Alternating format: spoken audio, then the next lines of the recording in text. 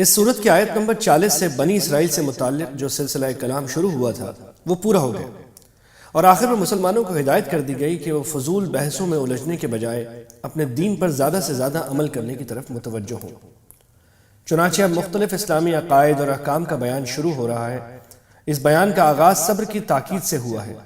کیونکہ یہ دور وہ ہے جس میں مسلمانوں کو اپنے دین پر عمل اور اس کی تبلیغ میں دشمنوں کی طرف سے طرح طرح کی رکاوٹیں پیش آ رہی تھیں۔ اسی زمانے میں جنگوں کا سلسلہ بھی جاری تھا اور بہت سی سختیاں برداشت کرنی پڑ رہی تھیں۔ جنگوں میں اپنے عزیز رشتہ دار اور دوست شہید بھی ہو رہے تھے یا ہونے والے تھے، لہٰذا اب مسلمانوں کو تلقین کی جا رہی ہے کہ دین حق کے راستے میں یہ آزمائشیں تو پیش آنی ہے۔ ایک مومن کا کام یہ ہے کہ وہ اللہ تعالیٰ کی مشیت پر راضی رہ کر صبر کا مظاہرہ کرے۔ واضح رہے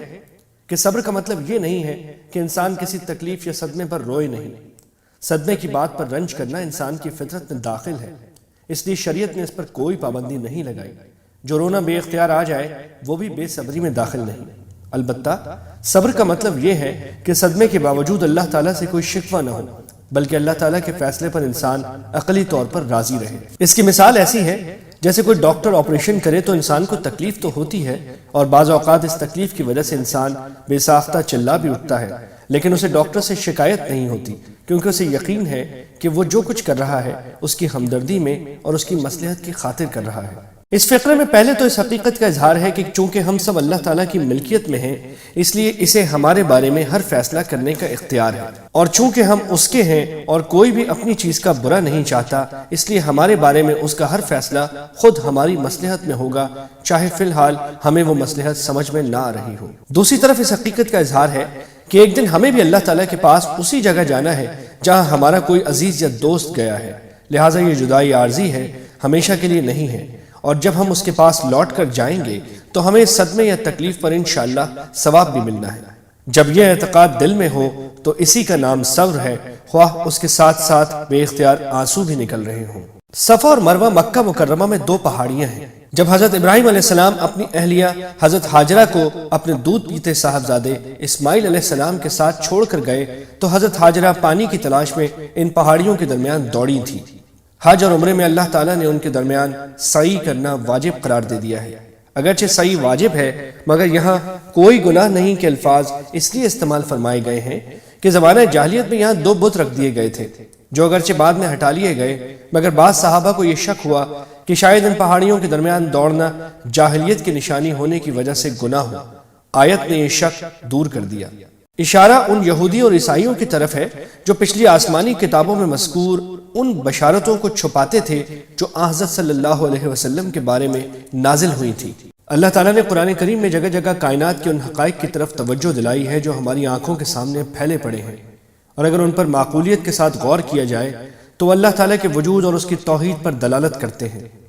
چونکہ روزمرہ ان کو دیکھتے دیکھتے ہماری نگاہیں ان کی عادی ہو گئی ہیں، اس لیے ان میں کوئی حیرت کی بات ہمیں محسوس نہیں ہوتی، ورنہ ان میں سے ایک ایک چیز ایسے محیر العقول نظام کا حصہ ہے جس کی تخلیق اللہ تعالیٰ کی قدرت کاملہ کے سوا کائنات کی کسی طاقت کے بس میں نہیں ہے۔ آسمان اور زمین کی تمام مخلوقات جس طرح کام کر رہی ہیں، چاند اور سورج جس طرح ایک لگے بندھے نظام الاوقات کے تحت دن رات سفر میں ہیں، سمندر جس طرح نہ صرف پانی کا ذخیرہ کیے ہوئے ہے بلکہ کشتیوں کے ذریعے خشکی کے مختلف حصوں کو جوڑے ہوئے ہے اور ان کی ضرورت کا سامان ایک جگہ سے دوسری جگہ منتقل کر رہا ہے، بادل اور ہوائیں جس انداز میں انسانوں کی زندگی کا سامان مہیا کر رہے ہیں، ان سب چیزوں کے بارے میں بدترین حماقت کے بغیر یہ سمجھنا ممکن نہیں کہ یہ سب کچھ خود بخود کسی خالق کے بغیر ہو رہا ہے۔ مشرکین عرب بھی یہ مانتے تھے کہ یہ ساری کائنات اللہ تعالیٰ کی پیدا کی ہوئی ہے، لیکن ساتھ ہی وہ یہ عقیدہ رکھتے تھے کہ ان تمام کاموں میں کئی دیوتا اس کے مددگار ہیں۔ قرآن کریم فرماتا ہے کہ جس ذات کی قدرت اتنی عظیم ہے کہ یہ سارا نظام کائنات اس نے بلا شرکت غیر پیدا کر دیا ہے، آخر اسے چھوٹے چھوٹے کاموں کے لیے کسی شریک یا مددگار کی کیا ضرورت ہے؟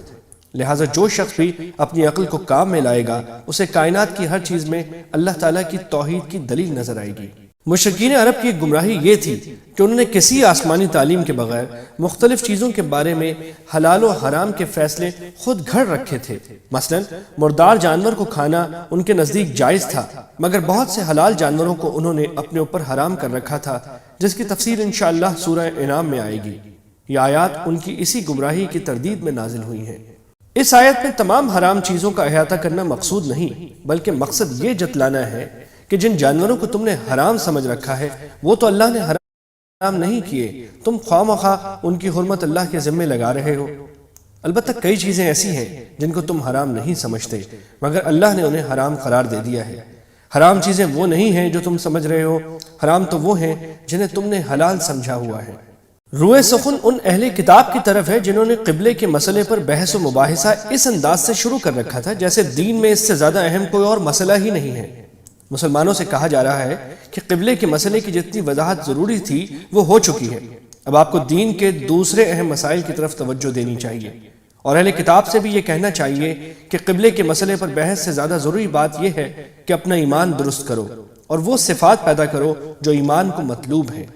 اس سلسلے میں آگے قرآن کریم نے نیکی کے مختلف شعبے بیان فرمائے ہیں اور اسلامی قانون کے مختلف احکام کی وضاحت کی ہے جو ایک ایک کر کے آگے آ رہے ہیں۔ قصاص کا مطلب ہے برابر کا بدلہ لینا۔ اس آیت میں حکم دیا گیا ہے کہ اگر کسی شخص کو جان بوجھ کر ناحق قتل کر دیا جائے اور قاتل کا جرم ثابت ہو جائے تو مقتول کے وارث کو حق حاصل ہے کہ وہ قاتل سے قصاص کا مطالبہ کرے۔ جاہلیت کے زمانے میں اگرچہ قصاص تو لیا جاتا تھا لیکن اس میں ناانصافی یہ تھی کہ انہوں نے مختلف انسانوں کے جو درجے اپنے خیال میں مقرر کر رکھے تھے ان کے لحاظ سے اگر نچلے درجے کے کسی شخص نے اونچے درجے کے کسی آدمی کو قتل کر دیا تو ورثہ کا مطالبہ یہ ہوتا تھا کہ قاتل کے بجائے اس کے قبیلے کے کسی دوسرے آدمی کو قتل کیا جائے جو رتبے میں مقتول کے برابر ہو۔ چنانچہ اگر ایک غلام نے کسی آزاد آدمی کو قتل کر دیا ہو تو مطالبہ یہ ہوتا تھا کہ ہم قاتل غلام کے بجائے کسی آزاد آدمی کا قتل کریں گے۔ اسی طرح اگر قاتل عورت ہو اور مقتول مرد تو کہا جاتا تھا کہ قاتل عورت کے بجائے قبیلے کا کوئی مرد قتل کیا جائے۔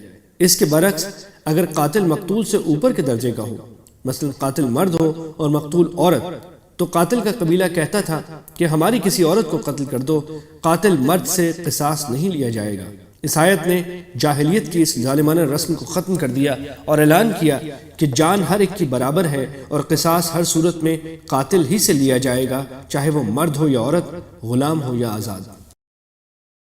بنی اسرائیل کے قانون میں قصاص تو تھا لیکن قتل عمد کی صورت میں دیت یا خون بہا کا کوئی تصور نہیں تھا۔ روح المعانی بحوالہ مقاتل۔ اس آیت نے مقتول کے ورثاء کو یہ حق دیا کہ اگر وہ چاہیں تو مقتول کا قصاص معاف کر کے خوب بہا کے طور پر کچھ رقم کا مطالبہ کریں۔ ایسی صورت میں ان کو چاہیے کہ رقم کی مقدار معقولیت کی حد میں رکھیں اور قاتل کو چاہیے کہ خوش اسلوبی سے اس کی ادائیگی کرے۔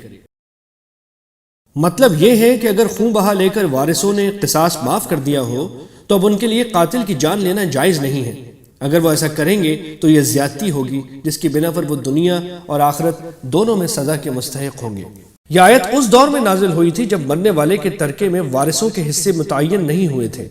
چنانچہ سارا ترکہ مرنے والے کے لڑکوں کو مل جاتا تھا۔ اس آیت نے یہ فرض قرار دیا کہ ہر انسان مرنے سے پہلے اپنے والدین اور دوسرے رشتہ داروں کے حق میں وصیت کر کے جائے اور یہ واضح کرے کہ ان میں سے کس کو کتنا حصہ دیا جائے گا۔ بعد میں سورہ نساء کی آیت نمبر 11 تا 14 میں تمام وارثوں کی تفصیل اور ان کے حصے خود اللہ تعالیٰ نے مقرر فرمائے۔ اس کے بعد جس وصیت کا اس آیت میں ذکر ہے وہ فرض تو نہیں رہی، البتہ اگر کسی شخص کے ذمے کوئی حق ہو تو اس کی وصیت کرنا اب بھی فرض ہے۔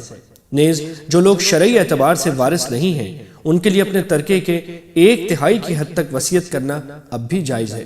یعنی جن لوگوں نے مرنے والے کی زبان سے کوئی وصیت سنی ہو ان کے لیے ہرگز جائز نہیں ہے کہ وہ اس میں کوئی کمی بیشی کریں، اس کے بجائے ان کے لیے وصیت پر عمل کرنا واجب ہے۔ مطلب یہ ہے کہ اگر کوئی وصیت کرنے والا ناانصافی سے کام لے اور کوئی اسے سمجھا بجھا کر اپنی وصیت میں مرنے سے پہلے تبدیلی کرنے پر آمادہ کر دے تو یہ جائز ہے۔ شروع میں جب روزے فرض کیے گئے تو یہ آسانی بھی دی گئی تھی کہ اگر کوئی شخص روزہ رکھنے کے بجائے فدیہ ادا کر دے تو یہ بھی جائز ہے۔ بعد میں آیت نمبر 185 نازل ہوئی جو آگے آ رہی ہے۔ اس آیت نے اس سہولت کو واپس لے لیا اور یہ حتمی حکم دے دیا گیا کہ جو شخص بھی رمضان کا مہینہ پائے وہ روزے ضرور رکھے۔ تاہم فدیے کی سہولت ان لوگوں کے لیے اب بھی باقی رکھی گئی ہے جو نہایت بوڑھے ہوں اور ان میں روزہ رکھنے کی بالکل طاقت نہ ہو اور آئندہ ایسی طاقت پیدا ہونے کی امید بھی نہ ہو۔ اس آیت میں ایک لطیف اشارہ ان تکبیرات کی طرف بھی ہے جو رمضان کے فوراً بعد عید کی نماز میں کہی جاتی ہیں۔ رمضان کے ذکر کے عین درمیان اس آیت کو لانے کی وجہ شاید یہ ہو کہ پیچھے رمضان کی گنتی پوری کرنے کا جو ذکر آیا تھا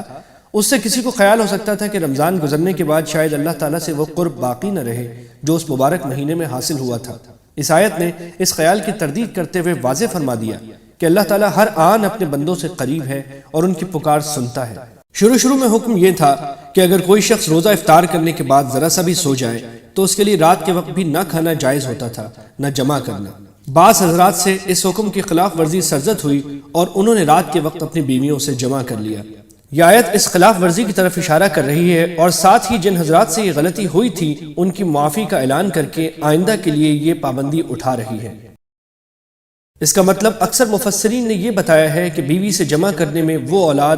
حاصل کرنے کی نیت رکھنی چاہیے جو اللہ نے تقدیر میں لکھی ہے، اور بعض حضرات نے یہ مطلب بھی بیان کیا ہے کہ جمع کے دوران وہی لذت طلب کرنی چاہیے جو اللہ نے جائز قرار دی ہے، ناجائز طریقوں مثلا غیر فطری طریقوں سے پرہیز کرنا چاہیے۔ بعض اہل عرب کا یہ معمول تھا کہ اگر حج کا احرام باندھنے کے بعد انہیں کسی ضرورت سے گھر واپس جانا پڑتا تو وہ گھر کے عام دروازے سے داخل ہونے کو ناجائز سمجھتے تھے، اور ایسی صورت میں گھر کے پچھلے حصے سے داخل ہوتے تھے، خواہ اس کے لیے انہیں گھر میں نقب ہی کیوں نہ لگانی پڑے۔ یہ آیت اس فضول رسم کو بے بنیاد قرار دے رہی ہے۔ یہ آیات اس وقت نازل ہوئی تھیں جب مکے کے مشرکین نے حضرت صلی اللہ علیہ وسلم اور آپ کے صحابہ کو صلح حدیبیہ کے موقع پر عمرہ ادا کرنے سے روک دیا تھا اور یہ معاہدہ کیا تھا کہ وہ اگلے سال آ کر عمرہ کریں گے۔ جب اگلے سال عمرے کا ارادہ کیا تو کچھ صحابہ کو یہ خطرہ ہوا کہ کہیں مشرکین مکہ عہد شکنی کر کے ہم سے لڑائی شروع نہ کر دیں۔ اگر ایسا ہوا تو مسلمانوں کو یہ مشکل پیش آئے گی کہ حدود حرم میں اور خاص طور پر ذی قعدہ کے مہینے میں لڑائی کیسے کریں جبکہ اس مہینے میں جنگ ناجائز ہے۔ ان آیات نے وضاحت فرمائی کہ اپنی طرف سے تو نہ جنگ کی جائے، البتہ اگر کفار معاہدہ توڑ کر خود جنگ شروع کر دیں تو ایسی صورت میں مسلمانوں کے لیے جنگ جائز ہے، اور اگر وہ حدود حرم اور محترم مہینے کی حرمت کا لحاظ کیے بغیر حملہ آور ہو جائیں تو مسلمانوں کے لیے بھی ان کی زیادتی کا بدلہ دینا درست ہے۔ لفظ